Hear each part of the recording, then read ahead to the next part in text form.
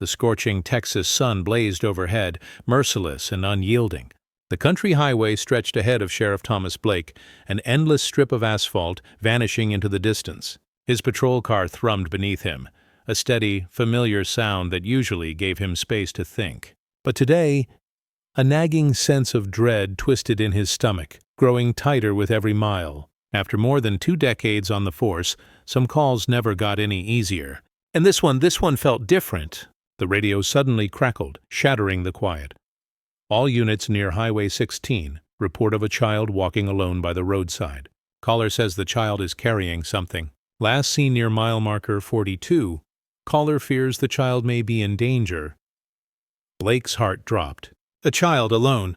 No matter how many times he heard it, calls about missing or endangered kids always hit him the hardest. He slammed his fist against the dashboard, a habit from his rookie days. Unit 14 responding, 5 minutes out.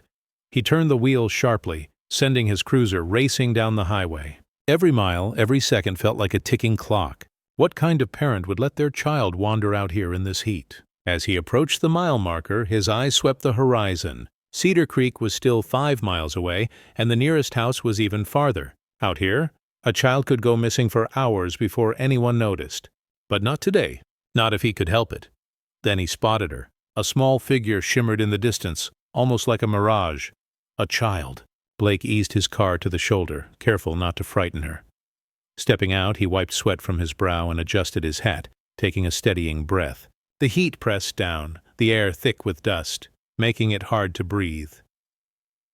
The girl stood barefoot in the road, no older than 6. She looked out of place, dirt streaking her summer dress, her blonde hair tangled with leaves and burrs, as if she'd been walking for hours. But it was her eyes that caught him, far too serious for someone so young. Blake crouched to her level, keeping his tone gentle. "Hey there, sweetheart. What's your name?" She looked up, her face tired but determined. "Lily," she whispered, her voice hoarse. "That's a lovely name, Lily. Are you out here all by yourself?" Blake asked, his worry deepening. She shook her head, then carefully shifted the bundle in her arms. Blake's breath hitched. Wrapped in a faded blue blanket was a baby. He could just make out the tiny face of a newborn, sleeping despite the sweltering heat. The baby's cheeks were flushed, but it was breathing. Lily held the infant with a seriousness no child her age should have. Blake struggled to process what he was seeing. "Lily, where are your parents?" he asked, trying to keep his voice steady. Her lips trembled, but she didn't cry. "Mommy's sick. She wouldn't wake up this morning."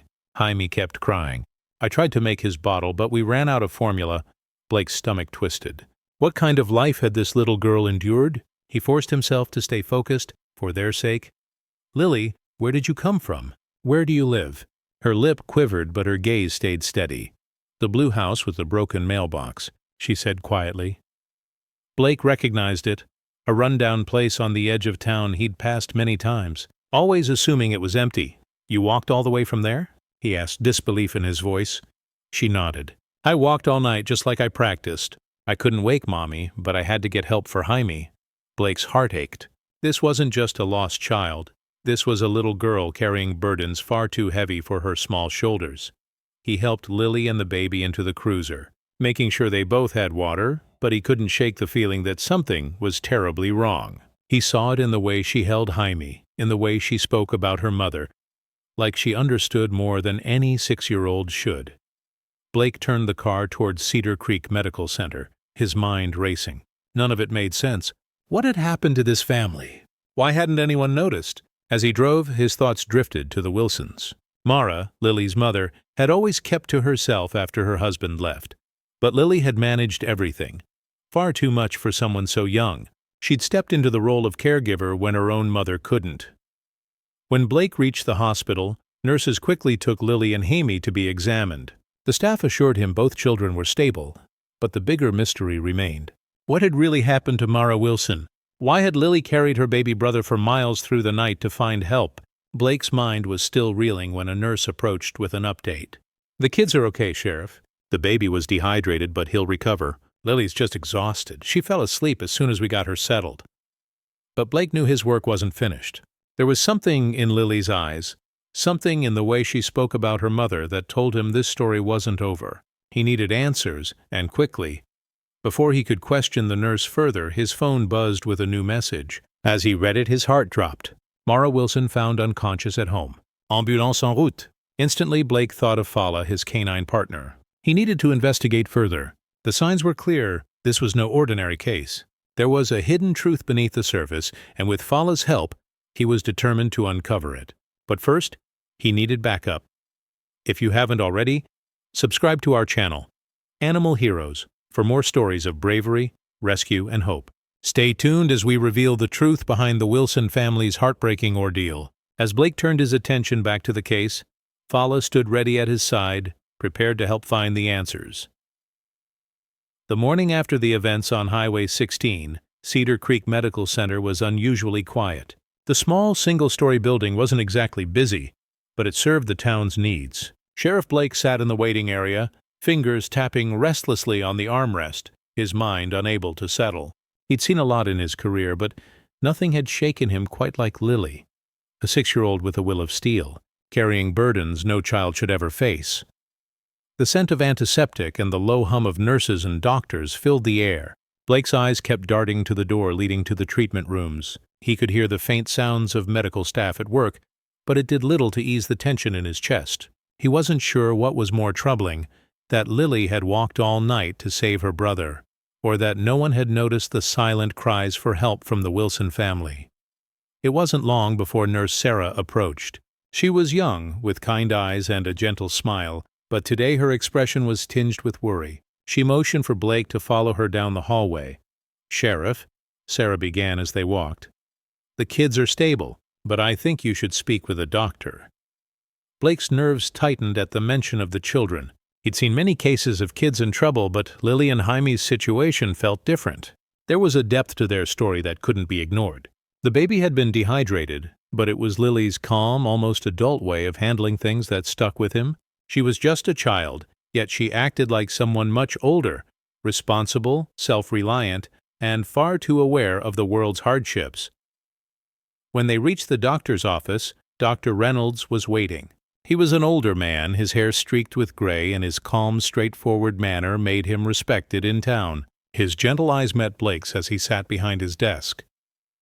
"Sheriff," he began, "the children are stable. The baby's dehydration was serious, but he's improving. As for Lily," Blake raised an eyebrow, urging him to go on. "She's been through a lot," Dr. Reynolds said, adjusting his glasses as he glanced at his notes. "Physically, she's okay. She's tired, a bit sunburned, but nothing major. But emotionally, there's more going on than just a child walking for help." Blake shifted in his chair. He'd suspected as much, but hearing it from a doctor made it real. "What do you mean?" Blake asked, his voice tense. "I've been here long enough to know when something's off. Lily knows too much for her age, not just about caring for her brother, but in the way she talks about her mother." Blake leaned in. "Go on?" She described in detail how she cared for Jaime, how she made his bottles, kept track of his feeding times. Things no 6-year-old should know, Dr. Reynolds explained. She also said her mother was lost in her own mind and that she tried to care for both Jaime and her mom. Blake's heart sank. He'd suspected there was more to Mara's story, but hearing it confirmed by a professional made it all too real. "And you think this is more than just a mother struggling with illness?"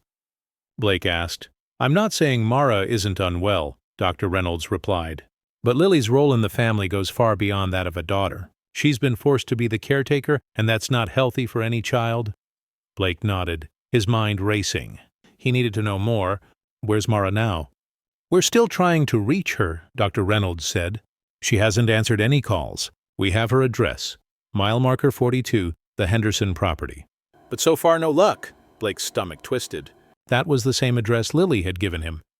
The old, crumbling house on the edge of town was one Blake had driven past more times than he could count. It always looked deserted, forgotten by most of Cedar Creek. But now, he realized, it had been the Wilson family's home all along. He remembered Lily's words, "Mommy's sick. She couldn't wake up this morning." Blake stood up, resolve settling over him. "I'm heading there now. We need to find Mara. This can't go on any longer."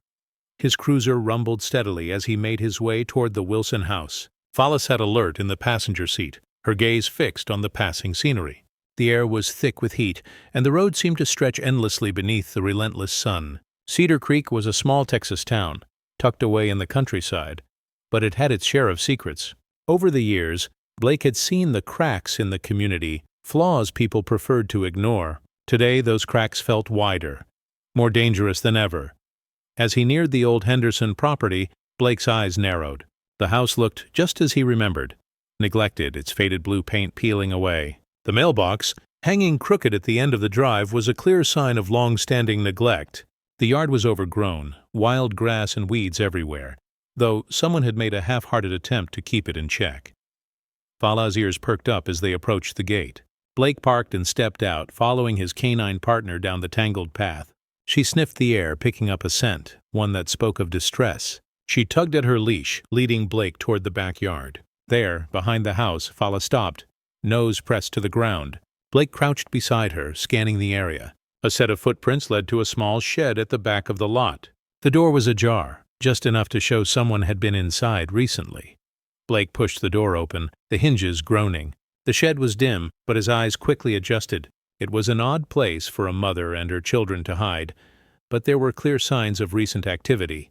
Empty bottles, an old blanket, and discarded clothing scattered across the floor. Blake's hand hovered over his radio, ready to call for backup, when something caught his attention, a notebook. Half buried under a pile of rags, he picked it up, heart pounding as he flipped through the pages. The notebook was filled with careful notes, mostly about Jaime, his feeding times, sleep schedule, and care. But what really stood out were the last few pages, covered in crayon drawings of a smiling family with the words, "Our family is strong," written across the top. A lump formed in Blake's throat. This wasn't just a mother trying to care for her kids. This was a family fighting to stay together, even as everything around them was falling apart. Blake tucked the notebook into his jacket and glanced at Fala, who was still sniffing the air, ears twitching as if she'd picked up a new trail. Blake looked out toward the horizon, feeling the weight of what he was about to uncover. He wasn't just searching for Mara anymore. He was searching for the truth. Back at the hospital, Blake met with Dr. Reynolds again. The doctor's expression was serious, his eyes shadowed with concern. "We've been trying to reach Mara all day, Sheriff," Dr. Reynolds said, "but there's been no response. If she's still out there, we need to find her." Blake nodded. "I've found something that might help. I'm heading to the Henderson property to see what else I can learn." As he left the hospital, Blake couldn't shake the feeling that there was more to this story than anyone realized. Lily's long walk for help was only the beginning. Somewhere, hidden beneath the surface, was a secret waiting to be uncovered. Fala trotted beside him as they left Cedar Creek, the sun dipping behind the hills and casting long shadows across the road. Blake felt the weight of his responsibility settle on his shoulders. The truth was out there, buried under layers of silence and fear. It was time to dig deeper, and with Fala at his side, Blake was determined not to stop until he found the answers the Wilson family and the town deserved. Blake eased his way down the dusty road, Fala sitting quietly at his side, her sharp eyes scanning the horizon.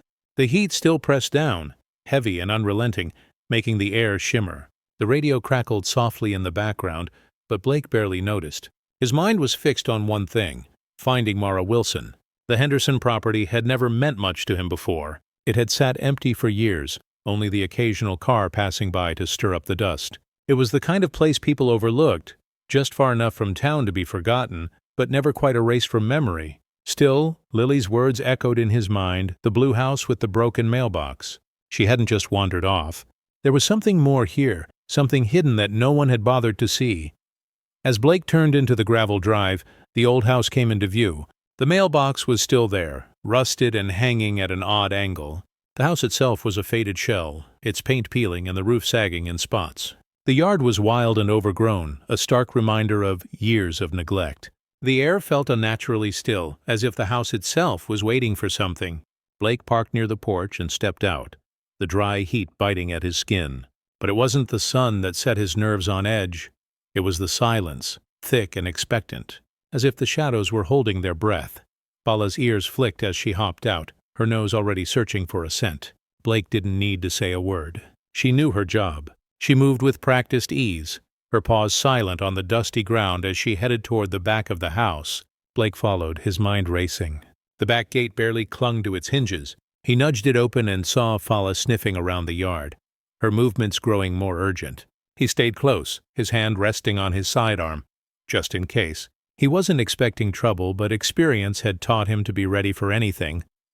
Fala led him to the shed at the back, the kind of place where people stashed things they didn't want to face. It looked untouched for years. The door groaned as Blake pulled it open, Fala already inside, nose to the ground.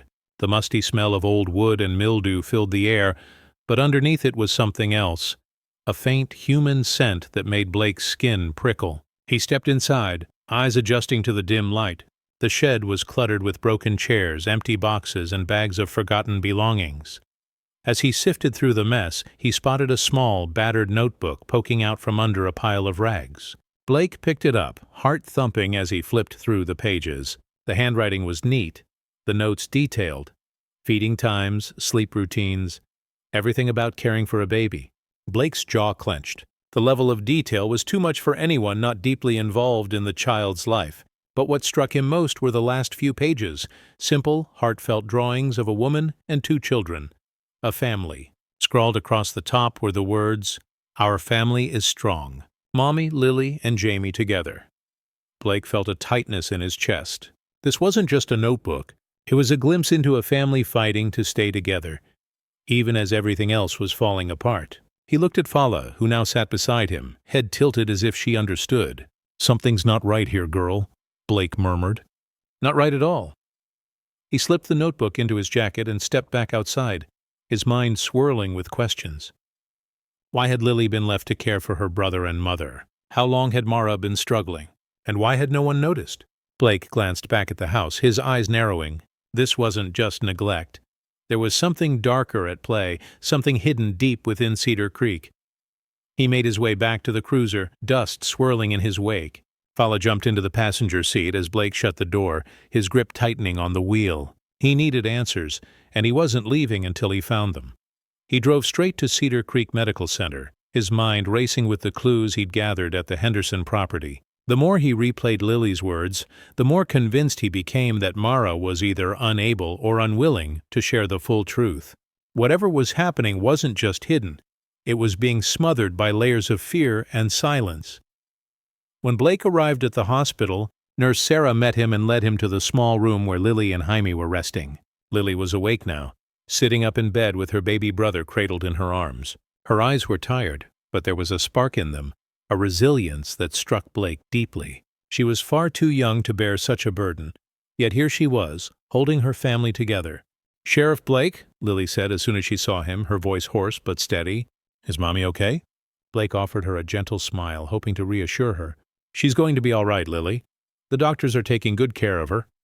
Lily's shoulders relaxed, but only for a moment. "I promised I'd look after her," she whispered, her gaze fixed on her brother, who slept peacefully in her arms. "But sometimes I get scared." Blake sat beside her, keeping his tone soft. "You're a very brave girl, Lily. You're doing an incredible job taking care of your brother and your mom." Lily nodded, her eyes never leaving Jaime. "I have to," she said quietly, "because Mommy can't always remember. But she loves us. I know she does." Blake swallowed, feeling the weight of her words. This little girl wasn't just a child, she was a caretaker, forced to step into a role no child should have to fill. "You did the right thing, Lily," Blake said, his voice thick with emotion. "You got help for your family, and that's what matters." Lily looked up at him, her face serious. "Mommy says I'm her sunshine girl," she said softly. "But sometimes it feels like the sun is hiding." Blake struggled to find the right words. How could he explain to a 6-year-old that her mother's mind was a place of struggle, torn apart by things beyond her control? Yet in Lily's eyes he saw a strength and determination that reminded him of someone who had already survived more than most adults. He stood, his mind made up. "I'll make sure your mom gets the help she needs, Lily. I promise."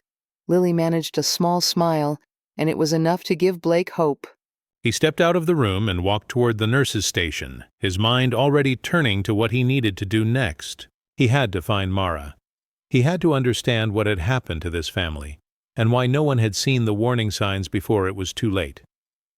As he moved through the hospital's sterile corridors, Fala at his side, Blake couldn't shake the feeling that this was only the beginning. The Wilson family's story wasn't finished. It was just starting to unravel, and he was determined to see it through.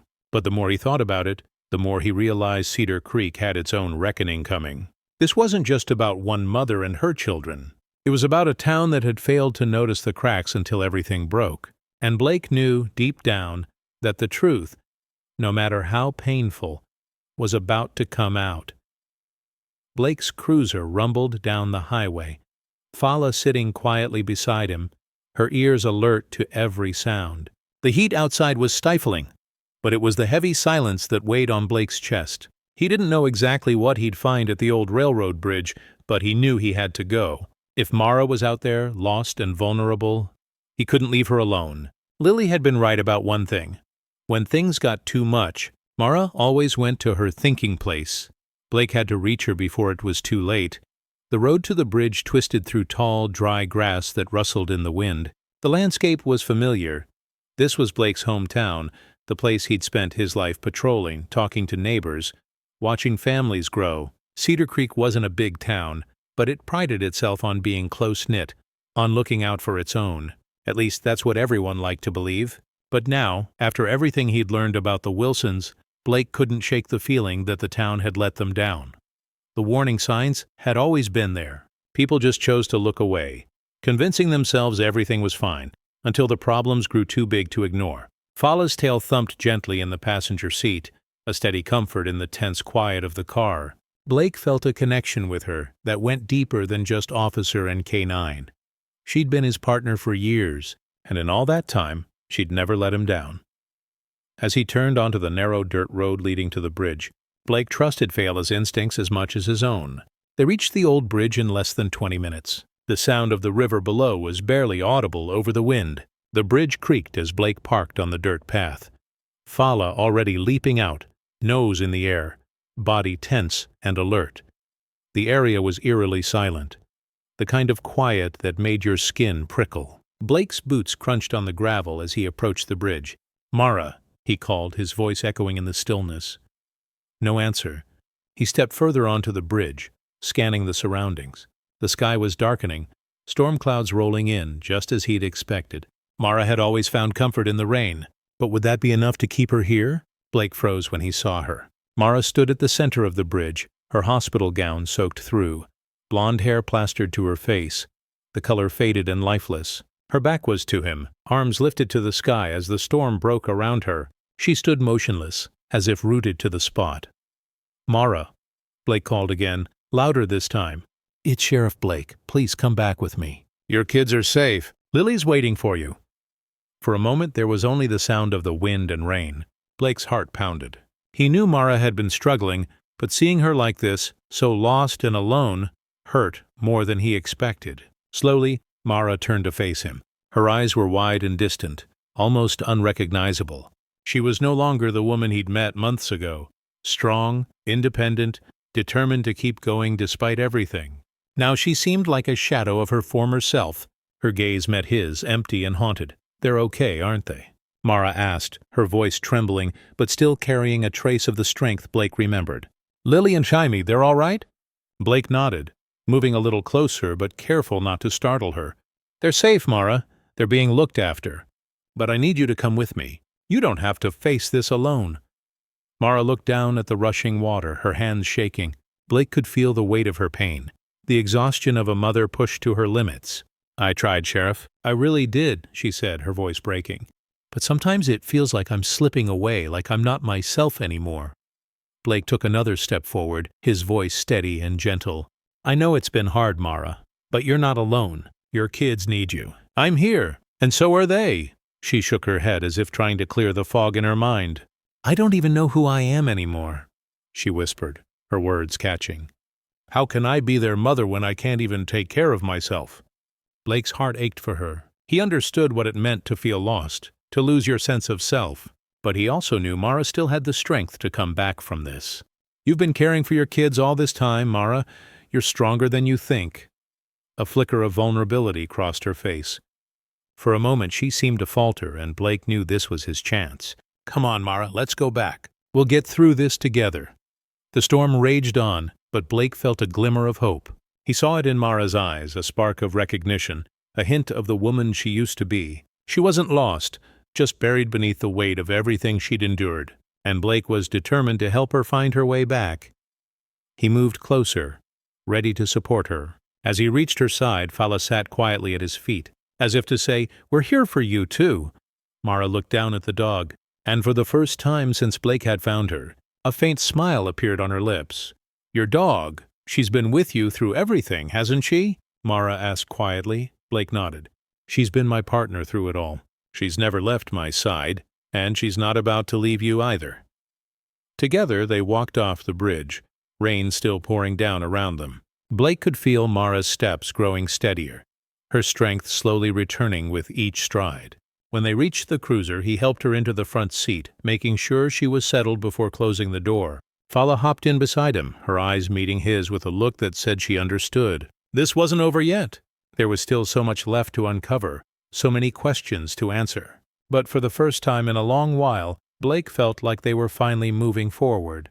Mara wasn't lost anymore. She was on her way back. And for now, that was enough. The drive back to Cedar Creek felt longer than usual. The steady hum of the engine did little to calm the tension in Blake's chest. Fala sat quietly beside him, occasionally glancing his way as if to offer silent support. Her presence reminded him how far they'd come together. But Blake couldn't shake the feeling that this was about more than just one woman's struggle. There was something deeper at play, something that had been festering in Cedar Creek for years. As the town came into view, Blake felt a familiar unease. Cedar Creek wasn't a bad place, but it was small, too small. News traveled fast here, sometimes too fast. And the more Blake uncovered, the more he realized how many people had chosen to look the other way. The Wilsons weren't the only ones who had suffered. The whole town had been complicit, pretending everything was fine while families like Mara's slipped through the cracks. He parked in front of Cedar Creek Medical Center, the same small hospital that had cared for Mara and her children. Blake sat in the car for a moment, staring at the building, weighing his next move. He could keep digging into Mara's past, chasing every lead about Frank Spencer and his influence, or he could focus on those closest to her, the ones who might have seen the warning signs but stayed silent. Blake picked up his phone and dialed Deputy Ray Wilson. The phone rang 3 times before Ray answered. "Sheriff," Ray said, his voice alert. "I need you to check something for me, Ray." Blake replied, his tone serious. "It's about the Wilsons. I've got a lead on Spencer. Talk to some of his old employees. See if they'll open up. There might be something we missed." "Understood," Ray said. "I'll get on it right away." Blake hung up, urgency rising in his chest. Spencer's hold on the town wasn't just about money. It was about power, influence, and fear. The kind of fear that kept people like Mara from reaching out for help, and kept others from offering it. The next morning, Blake stood in front of Cedar Creek Town Hall. The old building wasn't much to look at. One of the oldest in town, built back when the first settlers arrived. Today it felt like a symbol of everything that hadn't changed. The town had grown, but in the ways that mattered, it had stayed the same. People kept their heads down, their minds closed, their hearts guarded. But now, things were shifting, whether they liked it or not. As Blake walked inside, he felt the eyes of the townspeople on him. The room quieted as he entered. They were all gathered for the council meeting, the same meeting called to discuss the Wilson family's future. Today Blake wasn't just the sheriff. He was the bearer of truth, and the town wasn't ready for it. Pastor Miller stood at the front, speaking in his usual calm, measured way. But this time, Blake noticed a hint of unease in the way the pastor carried himself. This wasn't just about the Wilsons. It was about the questions no one wanted to ask. How much did Miller know about Spencer's actions? Had he been protecting a man who was slowly poisoning the community from within? Blake's eyes narrowed as Miller nodded in his direction, acknowledging his presence. The room fell silent, and Blake could almost feel everyone holding their breath. The tension was thick, and he knew that what happened next could either break Cedar Creek or finally set it free. "Mr. Blake," Mayor Thompson said, his voice slicing through the quiet, "I assume you're here for the same reason as the rest of us, to discuss the Wilson family's future."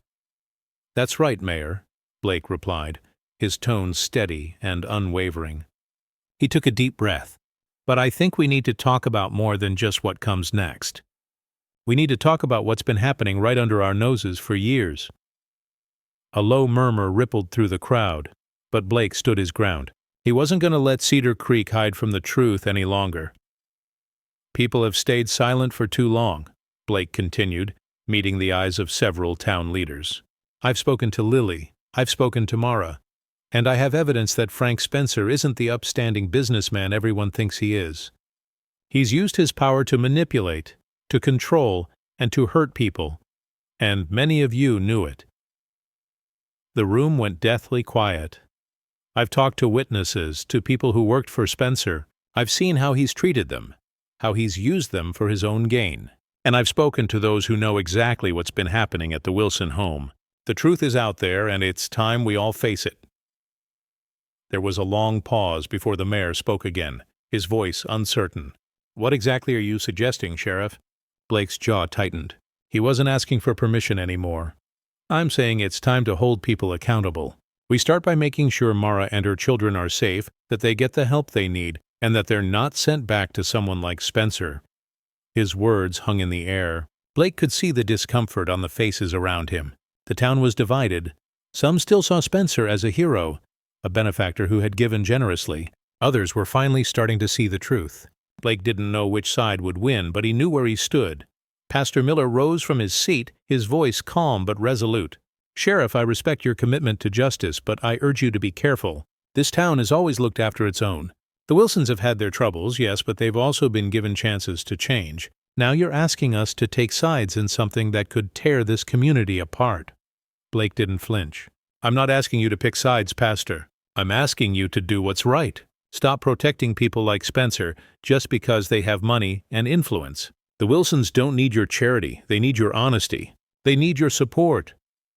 For a moment, the pastor's expression faltered before he regained his composure. I believe in forgiveness, Sheriff, but this is a matter for the courts, not for us to decide. Blake's patience was wearing thin. And what about the truth, Pastor? What about all the lies that have been allowed to fester here? What about all the times you looked away because it was easier? The pastor's face hardened, and Blake knew the confrontation had reached its peak. The silence was heavy, and for a moment, Blake wondered if he was losing them. Then Mrs. Peterson, an elderly woman who had lived in Cedar Creek for decades, stood up. I'm just an old woman, she said, her voice trembling with age but strong with conviction. But I've watched this town for a long time, and I've seen Lily Wilson caring for her mother and that baby longer than anyone wants to admit. You all saw it. You saw that little girl trying to keep her family together while her mother was falling apart, and you all ignored it. I don't care what Frank Spencer has done for this town. He's not a good man. He never was, and it's time we stop pretending. Blake looked around the room, meeting the eyes of the mayor, Pastor Miller, and other familiar faces. The silence was different now. The truth had been spoken, and it was starting to settle in. Thank you, Mrs. Peterson, Blake said, his voice steady. That's exactly what I'm talking about. This town needs to face what it's done, and what it's failed to do, and start making things right. The meeting didn't end with easy answers or quick solutions, but Blake knew something had shifted. The tide was turning. Slowly, the people of Cedar Creek were starting to wake up, and Blake was ready to do whatever it took to make sure they didn't fall back asleep. When the meeting finally ended, Blake stepped outside into the bright sunlight, his mind already on what needed to happen next. Fala trotted beside him, her tail wagging as if she sensed that the real fight was just beginning. But for the first time, Blake felt a glimmer of hope. Cedar Creek wasn't perfect, but maybe it wasn't too late for change. Maybe, just maybe, there was still a chance for healing. Blake sat at his desk, the weight of the past few weeks pressing down on him. His fingers tapped absently against the wood, the steady rhythm a reminder of how much had shifted in Cedar Creek.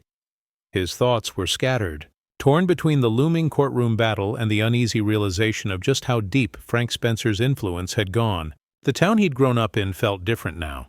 The winds of change were blowing, but Blake knew it would take more than a few hard truths to root out the poison that had settled in Cedar Creek's heart. The morning had been tense. The town hall meeting still echoed in his mind. Blake felt a new sense of resolve hardening inside him. He'd expected pushback. This town had always been quick to defend its so-called heroes, even when those heroes were more shadow than substance. But Mrs. Peterson's words had struck a nerve. And with every hour that passed, Blake became more convinced that the truth could no longer be ignored. But the real test was coming in the courtroom.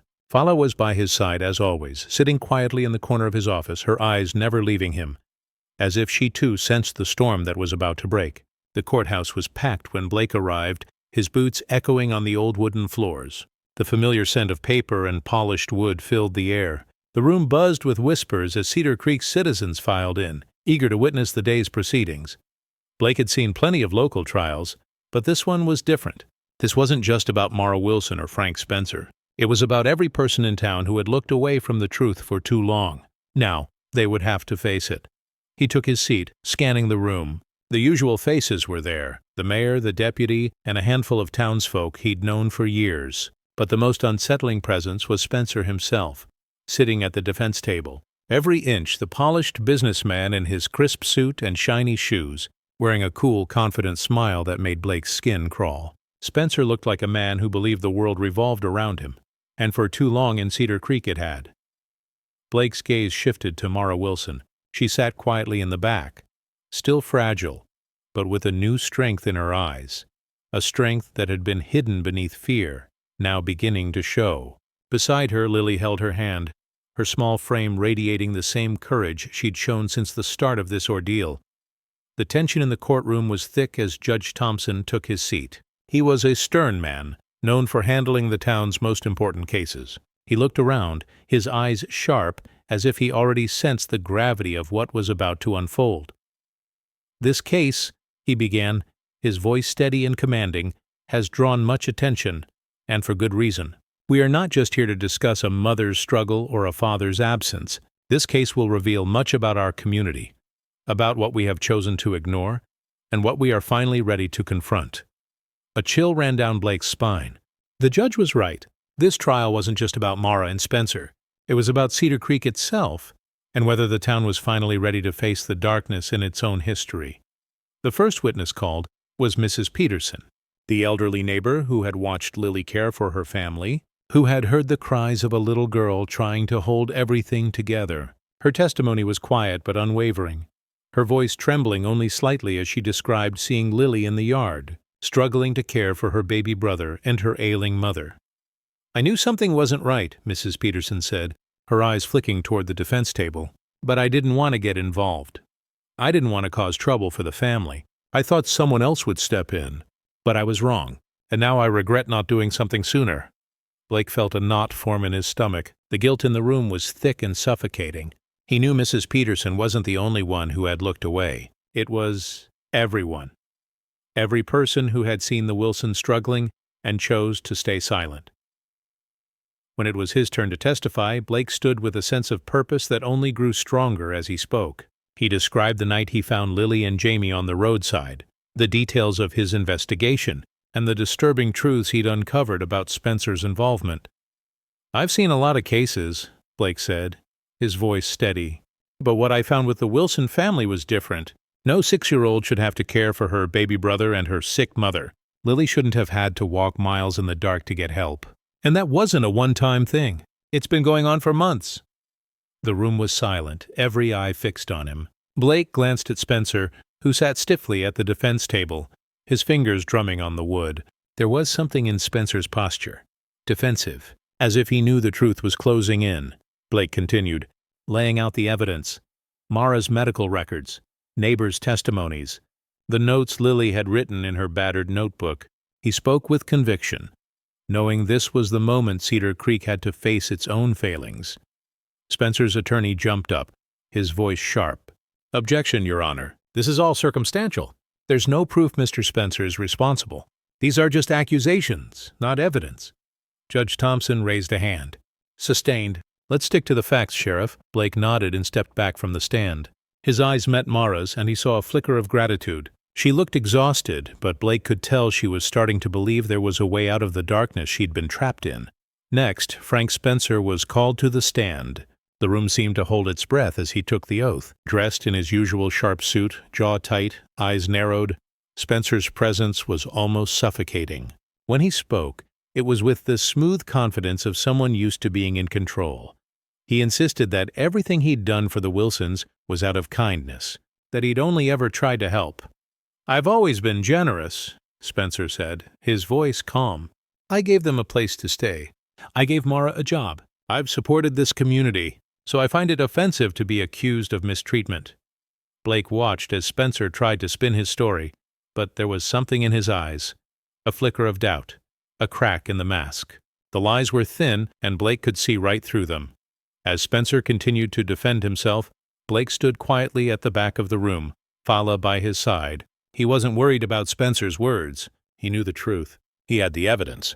And soon, so would the rest of Cedar Creek. It wasn't over yet, but Blake felt a shift in the room.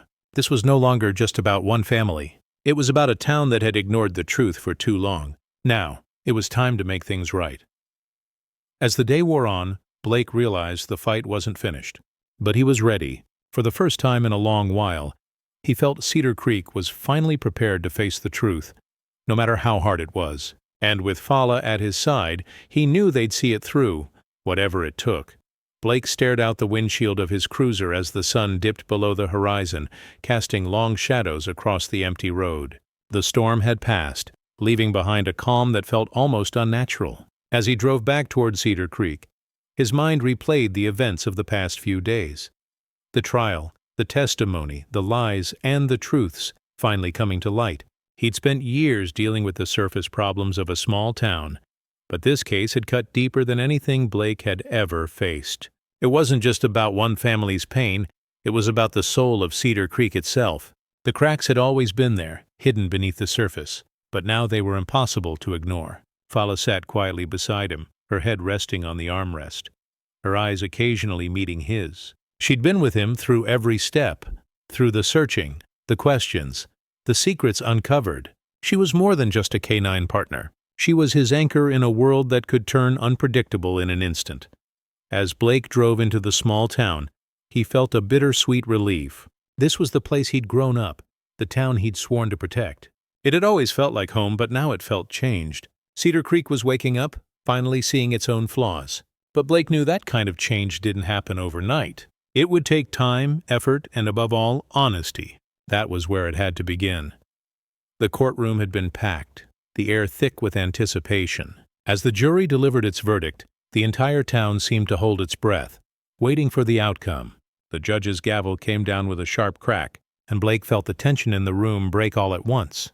"Mara Wilson," the judge announced, his voice steady, "has been found not guilty of neglect and child endangerment. Frank Spencer is convicted of exploitation, abuse of power, and conspiracy to silence those who tried to speak out. He will be held accountable for his actions, and restitution will be made to those he harmed." For a moment the room was silent as the verdict sank in. Then a ripple of disbelief spread, followed by a slow, growing applause that soon filled the room. Blake felt his chest tighten with emotion as he looked at Mara in the back row. Her face was a mix of relief and exhaustion. She had survived the worst, and now, for the first time in years, she had a chance at peace. Lily, sitting beside her mother, held Jaime close. She was still so small, but there was a strength in her that Blake could sense from across the room. She had done the impossible. She had protected her family when no one else would. As the applause faded and the room quieted, Blake walked over to the Wilsons, his boots echoing on the wooden floor. Mara looked up at him, a faint but genuine smile on her lips. "Thank you, Sheriff," she said softly, her voice full of gratitude. "You gave us a chance we never thought we'd have." Blake nodded, his throat tight. "You did the hard part," he replied quietly. "I just helped show the way." Lily, standing beside her mother, stepped forward. She looked up at Blake with those wise old eyes that seemed out of place in such a young face. "You're our hero, too," she said in a small voice. Blake smiled, crouching down to her level. "I'm just doing my job, kid, but thank you." Mara placed a hand on Lily's shoulder, her eyes shining with tears. "We'll never forget what you did for us, Sheriff." Blake's heart swelled with pride as he watched the Wilson family begin to heal. They weren't whole yet. Mara still had a long road ahead, and Lily had seen more than any child should. But they were free. They could finally start to rebuild, to live without the shadow of Frank Spencer looming over them. In the weeks that followed, Cedar Creek began to change. Blake could feel the town's rhythm shift, slower, more thoughtful. People started having real conversations about the things they'd ignored for too long. The Wilsons weren't the only ones affected by Spencer's reach. and the cracks in the town's foundation were finally being addressed. One conversation at a time. The town council began holding regular meetings to talk about Cedar Creek's ongoing struggles. They'd never been known for transparency, but now, with the pressure on, they were being forced to listen. Blake couldn't help but feel a cautious hope. Maybe, just maybe, Cedar Creek was ready to become the town it always claimed to be, a place where people truly looked out for one another. A few weeks after the trial, Blake found himself at one of those meetings, standing quietly at the back of the room, watching the familiar faces of his neighbors and friends. Here's your script, rewritten to keep the same length, tone, and meaning, with enough changes to avoid copyright issues. The mayor had been replaced, and new leadership was starting to take hold. The room was filled with people eager to make their voices heard. Fala, as always, was by Blake's side. She sat quietly in the corner, occasionally letting out a soft bark or whine, a reminder that while the town was changing, his bond with her was as strong as ever. Blake had been through a lot in his life, but he knew one thing for certain. He couldn't have made it through any of this without her.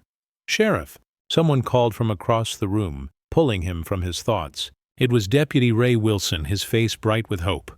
"Just wanted to say thanks. Things are really starting to look up around here. People are finally coming together." Blake nodded. "It's a good start, Ray, but it's only the beginning. There's still a lot of work to do." Ray grinned. "Yeah, but at least we're moving in the right direction." Blake smiled, feeling a quiet pride rise in his chest. Maybe Cedar Creek would never be perfect, but it was his home, and after everything that had happened, it finally felt like the town was waking up. Bringing Frank Spencer to justice was only part of it. The real victory was giving the community the courage to face itself and strive for something better. As the meeting went on, Blake glanced around the room.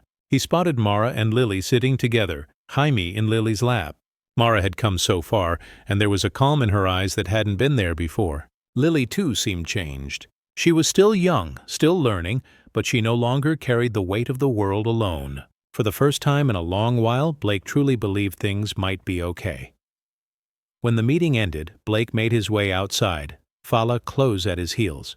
He paused for a moment, looking up at the sky as the sun dipped behind the rooftops. The storm had passed, the rain had cleared, and Cedar Creek was slowly rebuilding. Blake knew there would be more challenges ahead. There always were. But tonight he could finally rest. He had done his part. He had helped bring the truth into the light. And for the first time in a long time, he believed the people of Cedar Creek would be stronger for it. Standing there, watching the last light fade, Blake thought about the road ahead. What would Cedar Creek look like in a year? What would it take to keep moving forward? But as Fala nudged his hand with her nose, Blake smiled. For tonight, this was enough. And with that, he walked into the night, ready for whatever the future might bring. Thank you for following the story of Cedar Creek and the Wilson family. This wasn't just a story of justice, but of growth and healing. What do you think is next for this town? How do you think they'll continue to rebuild after all that's happened? Share your thoughts in the comments below.